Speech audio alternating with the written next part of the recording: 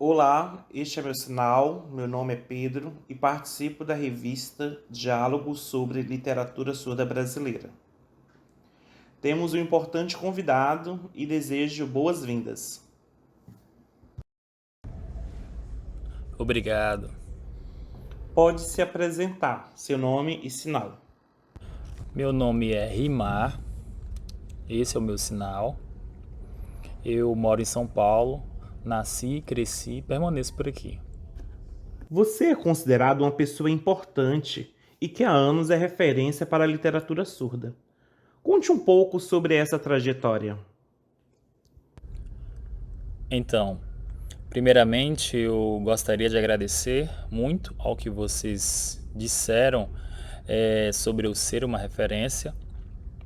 Para mim isso é uma surpresa, então muito obrigado. Mas na verdade isso não começou por mim. Iniciou muito antes, quando eu ainda era criança. Meu pai era tipo um poeta de Libras. E eu via muito ele, fui aprendendo. Além do contato com vários surdos, eu fui assimilando e aquilo passou para mim. Então eu agradeço muito a todos esses ensinamentos, pois foi somente depois desse aprendizado que comecei, por meio dessas referências. Comecei, deixa eu ver, mais ou menos em 1998, no Instituto Santa Terezinha. Foi lá que começou essa interação por meio do teatro, principalmente pela Igreja Católica.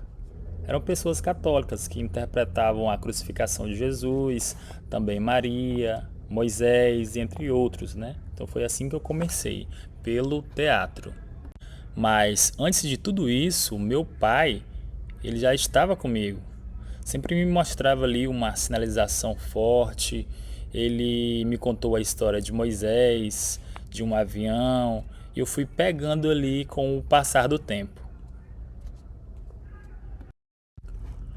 Continuando, o Innes, ele realizou um filme abordando temas como drogas, com Nelson Pimenta, Silas Queiroz, Ana Regina Campelo, Alexandre Luiz, e todos eles eu via e continuei aprendendo. Além disso, o filme DST, entre outros vídeos do Innes de temas diversos, eu fui assimilando e produzindo.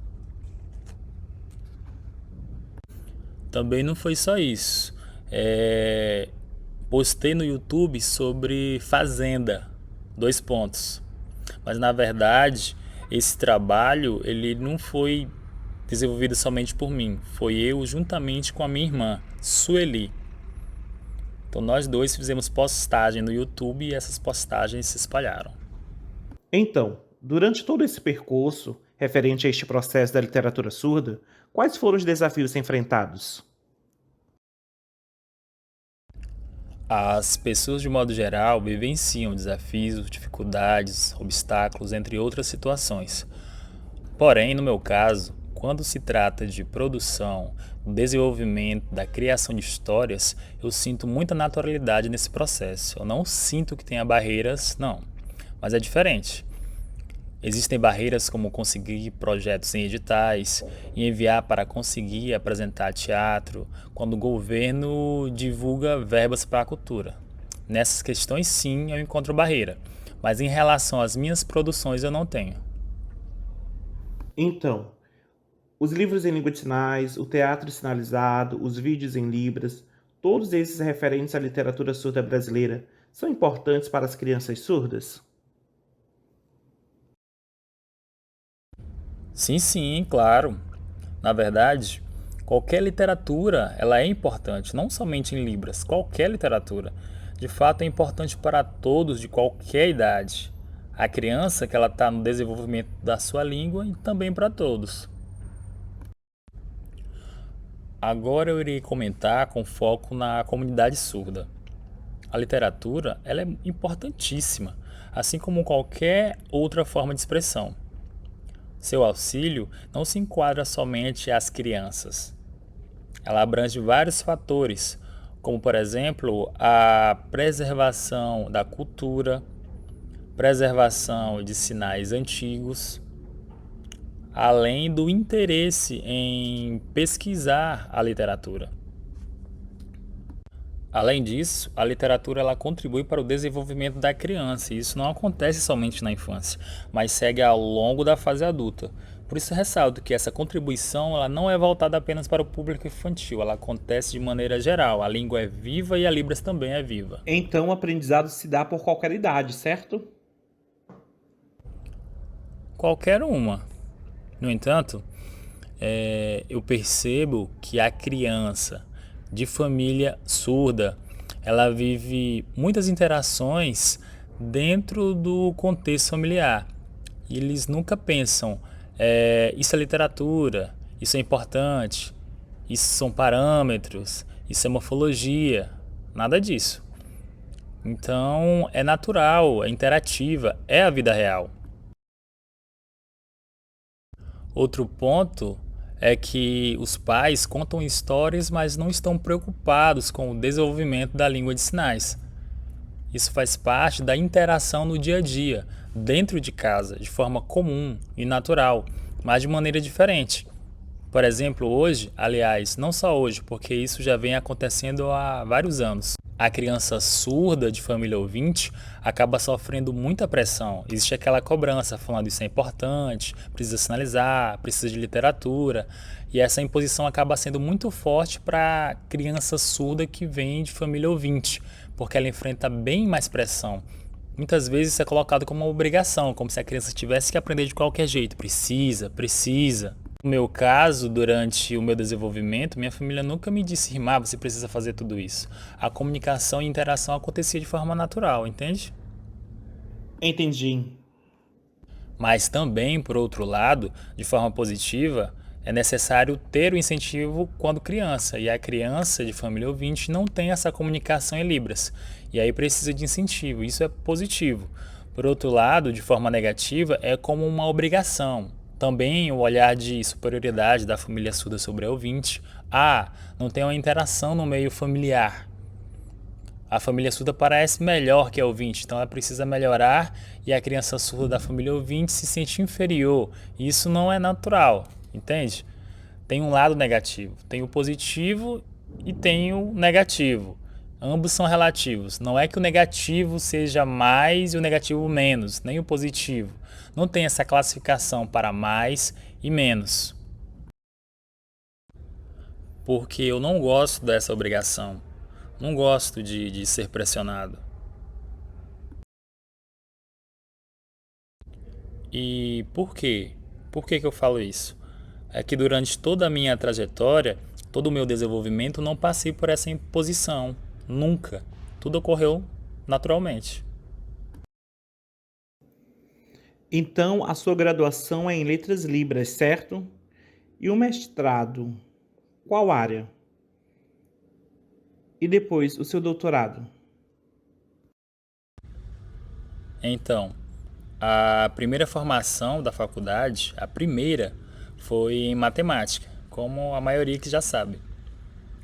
A primeira foi em matemática porque naquela época eu já gostava daquela área. Eu amava.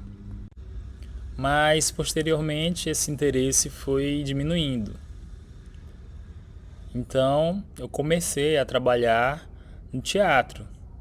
Me envolvi com teatro e aí o foco pela matemática foi se esvaindo. E a partir dali eu comecei a sentir que o teatro era o caminho que eu queria seguir. E enquanto eu estava envolvido com teatro, apareceu Letras Libras, né, em 2005.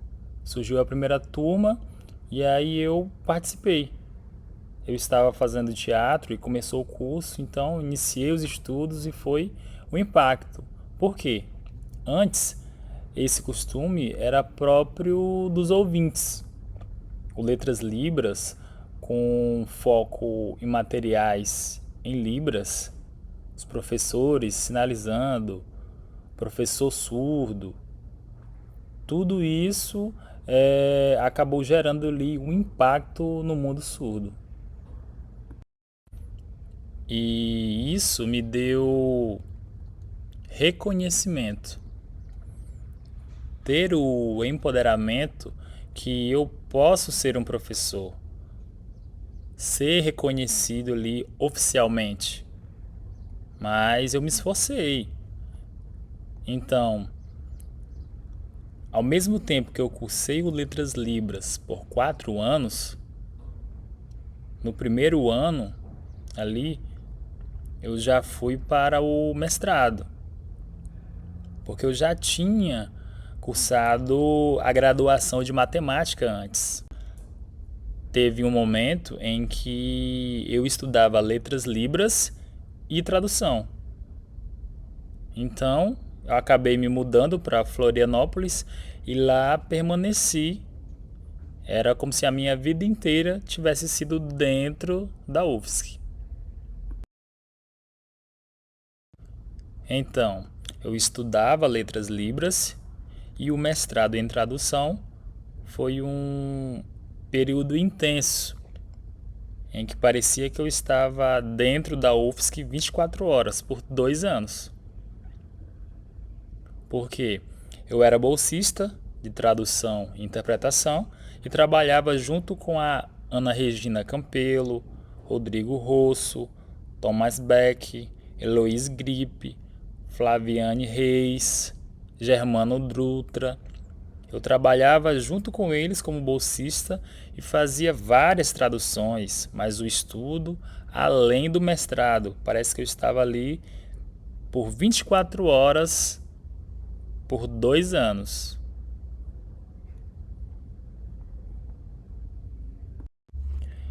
Esse foi um momento de muito aprendizado do mundo acadêmico. O mundo acadêmico, ele me ajudou muito, né, de forma racional.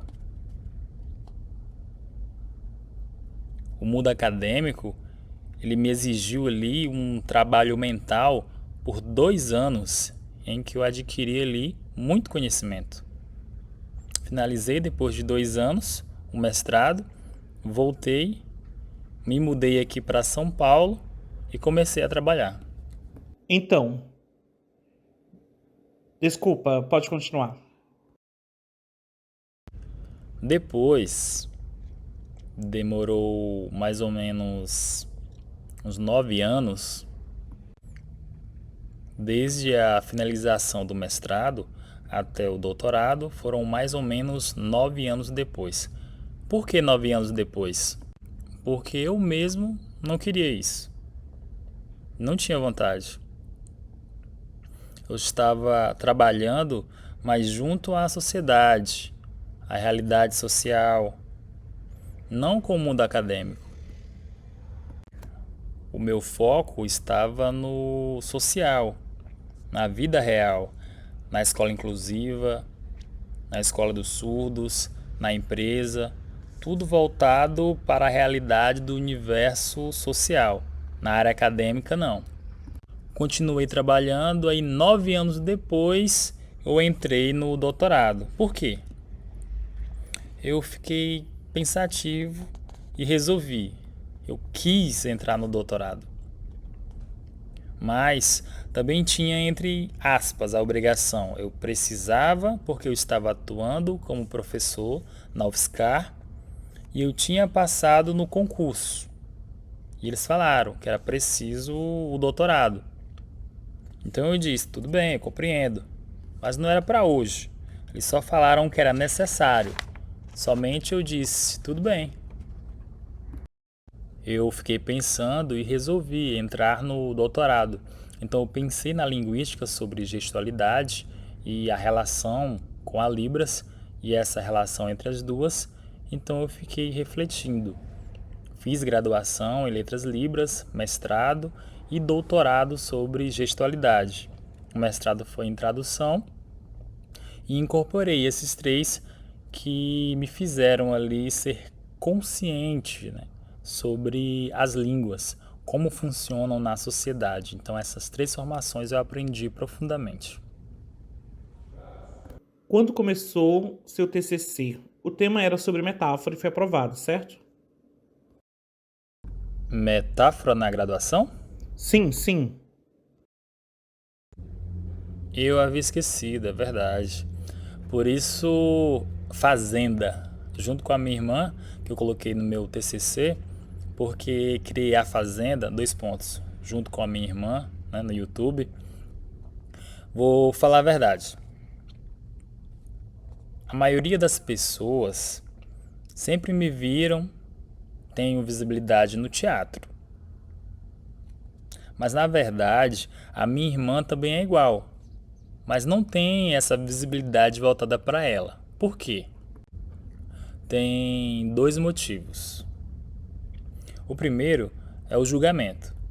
Dizem que minha irmã ela é ouvinte, ela não é surda, é ouvinte, julgando, mas na verdade ela é surda.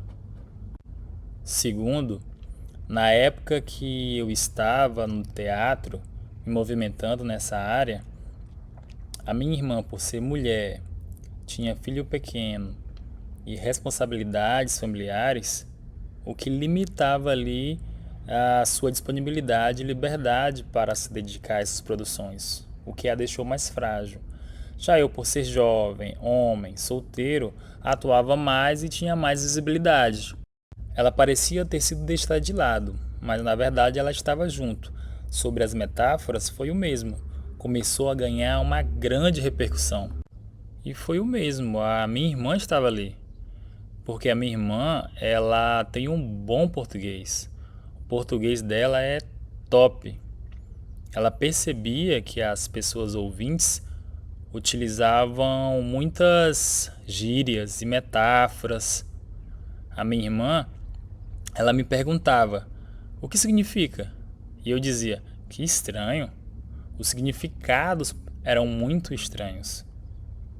A partir desses estranhamentos é que nós dois começamos a adaptar e compartilhar a metáfora da fazenda e outras metáforas que se difundiram entre os surdos. Por exemplo, hoje todos os surdos utilizam metáforas, estão muito difundidas. No passado, na época do meu pai e de meu avô, tinham poucas metáforas e foi aumentando aos poucos. No início também surgiu aos poucos, agora é uma grande expansão.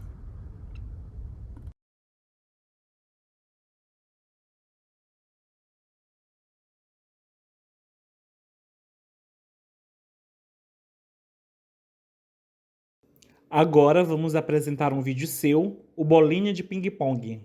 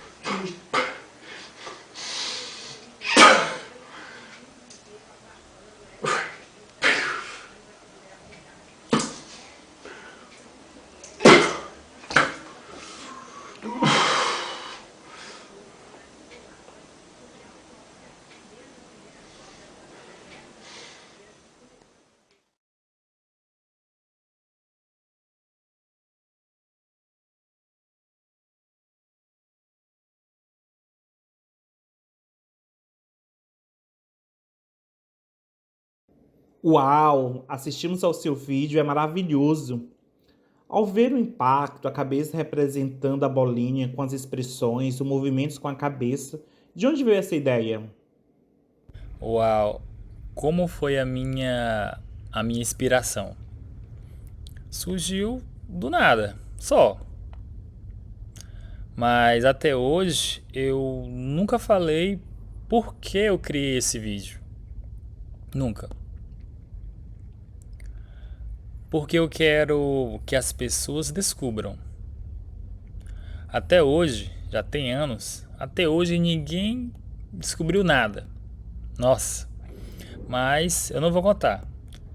Mas quando eu criei o vídeo do ping pong, teve um motivo muito grande.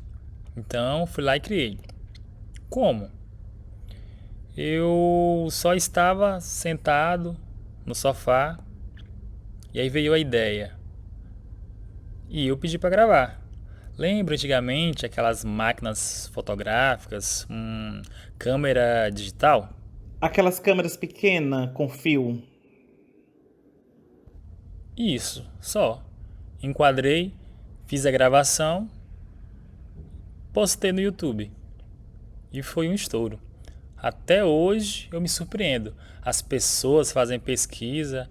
É um vídeo que repercutiu entre crianças e adultos, até pessoas do exterior. Foi um estouro. Diante de toda essa repercussão que teve no YouTube, como você considera a importância dele? Olha, na verdade, o vídeo Ping Pong não foi o pioneiro. Anteriormente, o Fazenda, dois pontos, que eu já havia realizado postagens sobre metáfora, já havia várias postagens sobre o tema e quando eu fiz a postagem, então, foi um sucesso. Em seguida, eu continuei postando sobre Fazenda, mas isso já acontecia anteriormente. Teve a alta com o Ping Pong e continuei a postar depois disso.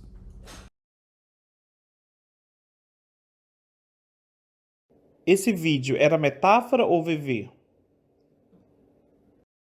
Na verdade, no momento em que eu postei o vídeo do ping pong, eu não havia preparado nada. Eu não pensei que esse vídeo seria VV. Aliás, eu não conhecia sequer esse termo, não sabia nada a respeito. Nessa época eu conhecia regras da poesia em língua de sinais, por exemplo, o ABCDE, conhece? Sim. Isso, o ABC. Configuração de mão, parâmetros e só. Agora, os aspectos mais aprofundados, pesquisas sobre VV que se difundiram, eu tinha zero domínio, nada. Eu cheguei e produzi só.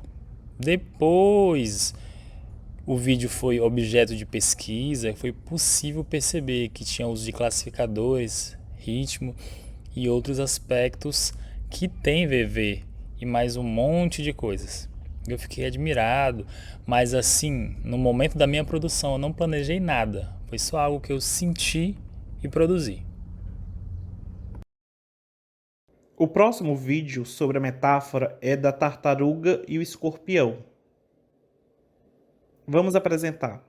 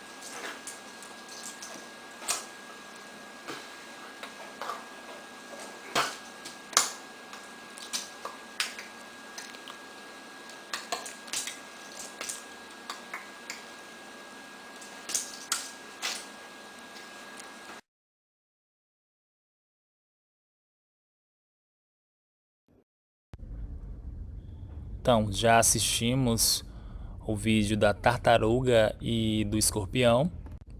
E o que aconteceu é que essa história é minha e da minha irmã. Teve um episódio com a minha irmã lá no trabalho e quando terminou, ela veio na minha casa e me contou e eu fiquei impressionado e disse: temos que gravar isso. Então ligamos a câmera, sinalizamos e logo que terminou já postamos e divulgamos. Só depois, não foi na hora da gravação, porque não tivemos nenhum preparo, somente depois é que eu fiquei impressionado. Vários elementos, como classificadores, a estrutura e outros elementos. E eu fiquei impressionado com tudo isso. Mas como? Mas antes, no momento da produção, não preparamos nada disso, nada, zero.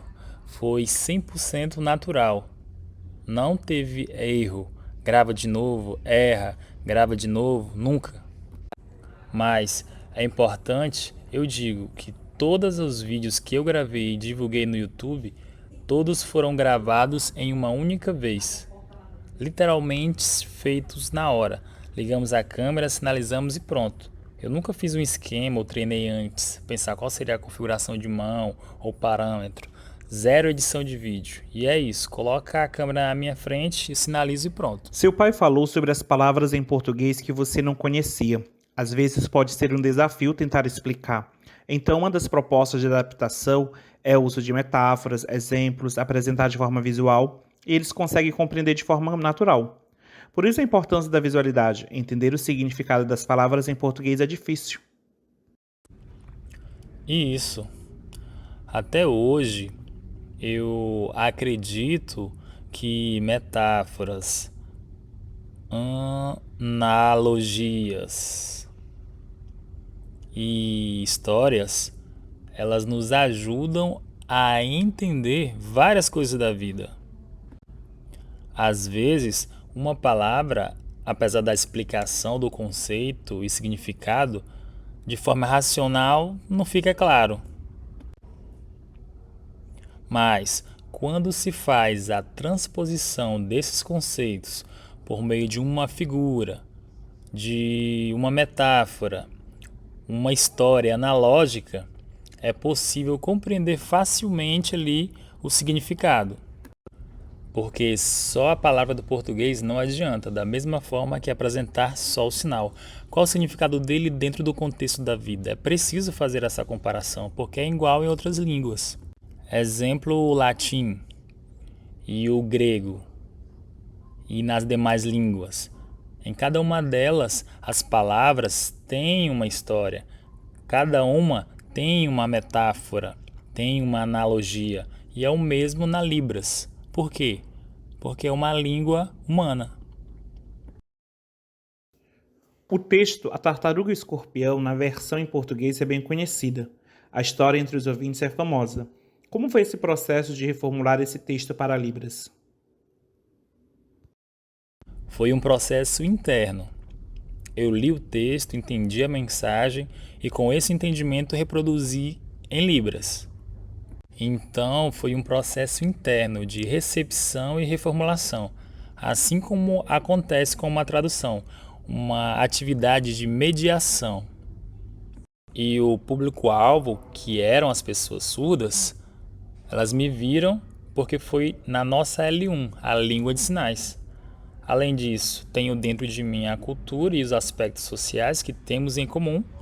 Então, a pessoa surda vê a minha tradução e compreende a mensagem. Depois, ela tem o poder de ir até o texto em português e aprofundar o conhecimento dela. Então, eu fiz essa ponte.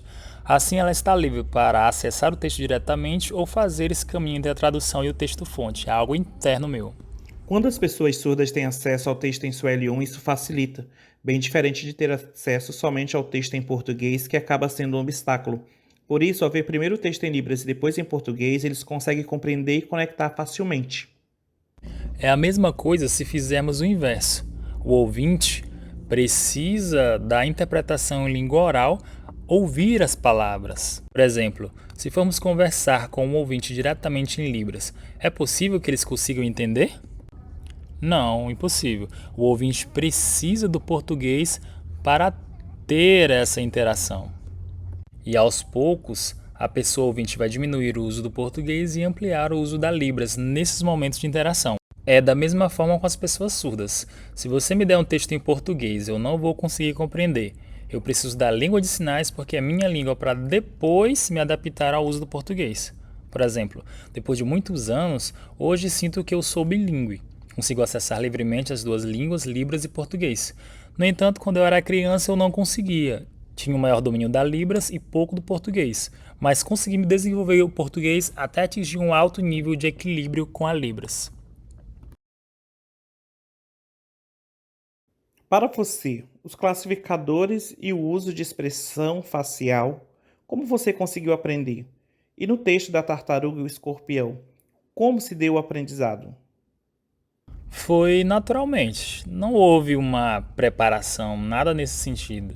E na verdade, eu sozinho criei os classificadores? Não. Essa aprendizagem, ela veio bem antes do meu pai, da minha mãe, dos meus amigos surdos. assim como todos os surdos de um modo geral. É por meio dessa interação que eu aprendi e produzo. Não tem regras ou não tem um manual para isso. Esse aprendizado foi construído ao longo da vida, desde a infância até agora, no momento de produzir a história flui. Como você descreve a metáfora para o português e a metáfora em língua de sinais? São iguais ou possuem diferenças?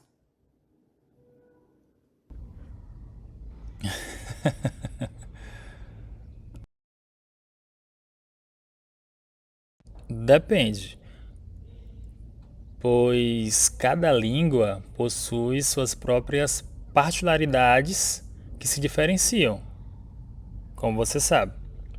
Por exemplo, agora eu vou fazer uma comparação: o português e a Libras. Tem muitas coisas na Libras, como metáfora, entre outros, que não existem no português, certo? E existem elementos próprios da Libras que não possuem correspondência no português. E ao contrário, tem coisas no português, como a fala utilizada por ouvintes, metáforas, gírias e ironia, entre outros, que na Libras não existe. As duas línguas, elas não são iguais. No entanto, hoje, com o decorrer dos anos, hoje todos os surdos são monolíngues. Eu te pergunto, monolíngues? Monolingue? Não. Precisa das duas. Exato. É bilíngue. Parte em português, parte em língua de sinais, conectado. Exato. Mas não é perfeito. Não estão exatamente nos mesmos níveis a Libras e o português. Há um desequilíbrio entre ambas. Por exemplo, antigamente, isso há bastante tempo atrás, se falasse para um surdo desse período, você falasse gato. Gato. Os surdos mais antigos não compreendiam o significado. Gato, o que significa? Eles não sabiam. No entanto, depois foi mostrado para eles que o significado da expressão gato, que é lindo, bonito, eles vão aprendendo. E hoje todos os surdos conhecem esse termo, sabem o significado sem problemas. De onde veio a influência de entender esse sentido metafórico de gato? Dos ouvintes, do português. Isso influenciou a Libras e agora o termo faz parte da Libras também. E tem muitas outras coisas. A Libras utiliza muitas metáforas que não são próprias da língua de sinais. Não, é mentira.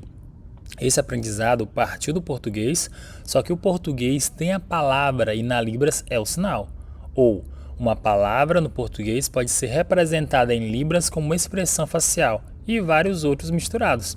A Libras tenta ignorar o português como se fosse o próprio da Libras, como se fosse exclusivo do surdo, quando, na verdade, há influência entre línguas, indo do português para Libras, e essa influência do português não traz um significado negativo, não, ela é positiva. Por que eu afirmo isso? Pelo desenvolvimento contínuo e crescimento da Libras. Momento, eu te dou um exemplo. A rima. Rima. O conceito de rima na língua oral, sabe? A rima na poesia, a combinação das palavras diferente da poesia. Isso começou agora? Não. Iniciou há bastante tempo atrás na literatura, na poesia. Vem de muito antes essas regras, como a rima, as estrofes, entre vários elementos que tem na vivência de línguas faladas. No entanto, na Libras, essa relação da qual se origina a construção do conhecimento, por vezes é desconhecida. Então, quando essas rimas e outras regras passaram a chegar até a Libras, tornam-se algo inovador e passaram a ser incorporadas, assim como o uso da rima, os parâmetros e as configurações de mão, dentre outros elementos. Como ela recebe? Pela influência linguística do português. Por exemplo, Sim, pode continuar. a minhoca e o peixe. A moral da história. Você sinaliza assim: a minhoca é ouvinte e o peixe é surdo. Cada um tem as suas próprias características, certo? Para mim são a mesma coisa, permanecem iguais. Eu não tenho essa preocupação entre a minhoca e o peixe. A minha preocupação, ela é voltada para o sentido. Para mim, a mesma coisa. Mesma coisa.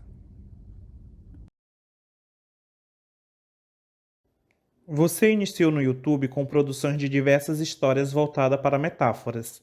Você ainda mantém esse tipo de divulgação ou parou?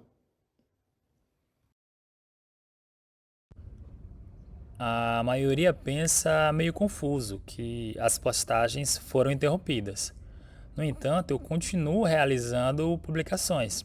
Atualmente, estou utilizando mais o Instagram como meio de comunicação, enquanto o canal do YouTube encontra-se temporariamente inativo. No entanto, o canal permanece. Mas é engraçado que tinha épocas de postagem. A época de postar a Fazenda, dois pontos. Tem um momento em que postei mais histórias diversas. Hoje, continuo postando no Instagram metáforas sobre a vida, autoconhecimento, vida, meditação, e dentre desses assuntos tem metáfora. Ainda tem, mas mudou apenas o gênero. Sempre está mudando, mas a produção continua. Então, qual é a sua conta do Instagram para divulgação? O meu Instagram é @rimar_ramalho_segala, mesmo do meu nome completo. Quando entra na conta do Instagram, só escrever meu primeiro nome, Rimar, que já aparece. Pode clicar e vai entrar no lugar onde tem diversas postagens. Então, finalizamos. Tem alguma dica importante que você gostaria de compartilhar com todos? Eu gostaria de compartilhar uma dica pessoal. Quanto mais. Bem, eu vou começar com uma frase do português, apesar de usar a Libras. Quanto mais simples, melhor. Então não adianta tornar algo excessivamente complexo, pois uma coisa simples já causa bastante impacto. Parabéns! Valeu, obrigado.